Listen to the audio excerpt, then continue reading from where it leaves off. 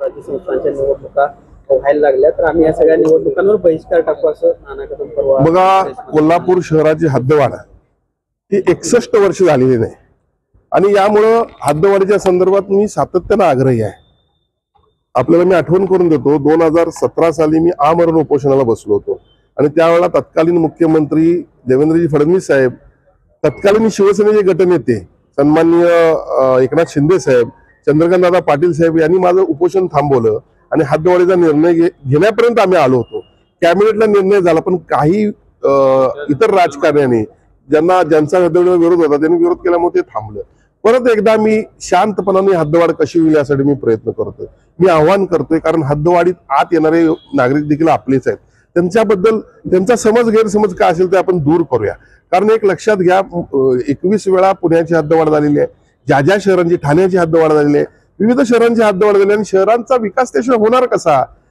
मला तर त्यांना कोण कशा पद्धतीने फीड करायला लक्षात येत नाही, पण ग्रामीण भागातल्या नागरिकांनी उलट त्यांचा फायदा यात हे समजून घेतलं पाहिजे. अनेक सुविधा मिळतील, त्यांच्या जमिनीचे भाव वाढतील, त्यांना यामध्ये फार मोठ्या प्रमाणात फायदा होणार आहे. आणि म्हणून अशा वेळेला शांतपणानं हद्दवाढ व्हावी हा माझा प्रयत्न आहे. मंत्रालयीन पातळीवर सन्माननीय उपमुख्यमंत्री, दोन्ही सचिव नगरविकास 1 आणि नगरविकास 2चे गोविंदराज, असीम कुमार गुप्ता, सन्माननीय उपमुख्यमंत्र्यांचे PS, सन्माननीय आयुक्त टाउन प्लॅनिंग, सर्वांची आमची एक बैठक झाली. आमदार नरके, पालकमंत्री आबिटकर, या सर्वांची आमची एकत्रित एक कॉमन बैठक झाली आणि काही एका कन्क्लुजनला आम्ही पोहोचलेलो आहोत की जेणेकरून कोल्हापूर जिल्ह्याचा आपल्याला विकास करायचा असेल तर कोल्हापूर शहर पहिला विकसित होणं गरजेचं आहे. नुकतंच सन्माननीय राज्य शासनाच्या माध्यमातून मुख्यमंत्र्यांनी 1500 कोटी रुपये आता तीर्थक्षेत्राला देखील जाहीर केलेले आहेत.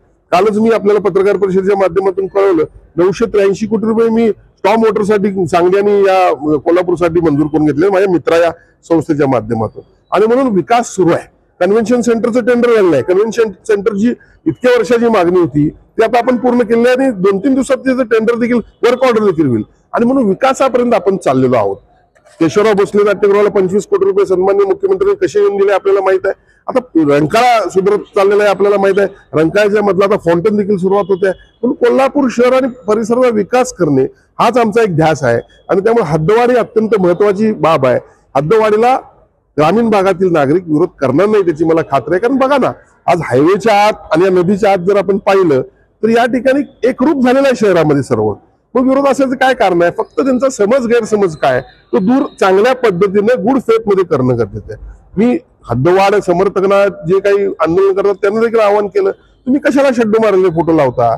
तुम्ही शड्डी मारलेले फोटो लावता, तिकडे कुस्ती केलेले फोटो लावणार कोण कमी नाही. कोल्हापूर छत्रपती शाहू महाराजांचा आहे, सर्वांना आपलं स्वतःचा स्वाभिमान आहे आणि म्हणून सर्वांनी या ठिकाणी एकमत करून सर्वांना विश्वासात घेऊन हद्दवाढ लवकरात लवकर करण्याचा आमचा प्रयत्न आहे. एका बाजूला तुम्ही महानगरपालिकेवर शिवसेनेचा महापौर करण्याची भूमिका घेतली, दुसरीकडे जरी हद्दवाढ झाली नाही तर आम्ही निवडणुकांवरच बहिष्कार टाकू अशी भूमिका आपलेच समन्वय. आता मला या बाबतीमध्ये उपमुख्यमंत्री एकनाथजी शिंदे साहेब यांची भूमिका काय तपासून घ्यावी लागेल.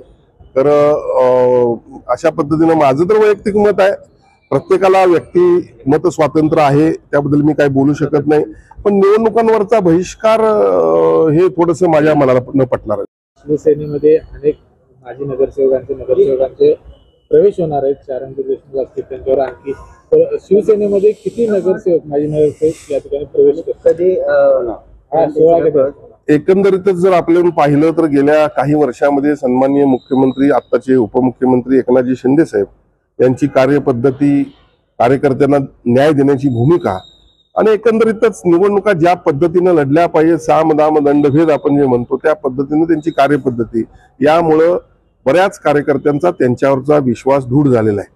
आणि त्यामुळे एकंदरीत पाहिलं तर कोल्हापूर शहराच्या महानगरपालिकेच्या निवडणुका असतील, जिल्हा परिषदेच्या असतील, पंचायत समितीच्या असतील, आजपासूनच बुकिंग सुरू आहे असं म्हणलं तर चुकीचं ठरणार नाही.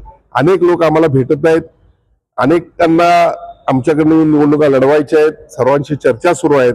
लवकरच चांगल्या पद्धतीनं या कोल्हापूर महापालिकेमध्ये शिवसेना निवडणुका लढवण्यासाठी सज्ज राहील एवढी मी तुम्हाला या ठिकाणी ग्वाही देतो. तर या सगळ्या निवडणुकांवर बहिष्कार टाकू असं नाना कदम. मी यांच्या प्रश्नाला उत्तर देतो की विरोधकांना राजकारण जेवढं करतील तेवढे आम्ही रस्ते केलेले चर्चेत पण येईल. या सगळ्या विरोधकांनी याची चर्चा केली पाहिजे, म्हणजे याचा अर्थ विरोधकांनी हे पण केलं होतं की 100 कोटीच्या रस्त्याचे टेंडर झाली नाहीत, मी माझ्या निवडणुकीमध्ये जाहीर आवाहन केलं होतं. जर असं असेल तर तुम्ही तुमच्या राजकीय जीवनाचा राजीनामा द्या. जर खरोखर टेंडर झालं नसेल आणि वर्क ऑर्डर दिलं नसेल मी देतो, मग पहिल्यांदा त्यांना त्यांच्या राजकीय जीवनाचा राजीनामा द्यायला लावा. आणि ज्या मग ठिकाणी रस्त्यांची कामं झाली त्या ठिकाणच्या दिसतं, मात्र हद्दवाढीच्या बाबतीत राजकीय इच्छाशक्ती दिसत नाही, नेत्यांचं एकमत दिसत नाही. हद्दवाढीच्या बाबतीमध्ये नेत्यांचं एकमत झालेलं आहे. लवकरात लवकर आपल्याला त्याचा चांगला निर्णय समजेल.